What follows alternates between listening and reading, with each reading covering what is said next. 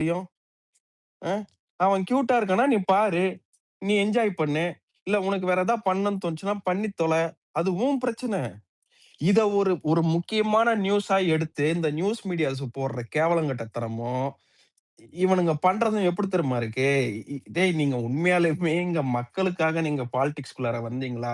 ஏன்னா நான் 2, 3 வருஷம் சாரி 2 வருஷம் கழிச்சு நான் பார்த்துட்டு இங்க ஆட்சி சரியில்லன்றதுக்காக நான் வந்தேன். அப்படின்னு நீ உட்கார்ந்து மேடையில பேசுன.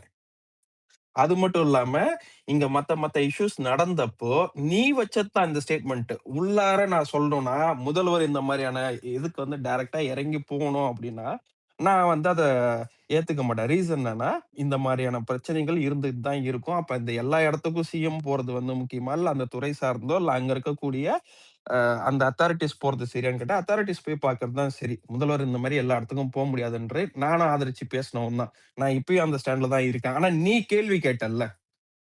நீ உட்கார்ந்து மைக்க புடிச்சுட்டு பேசினல்ல.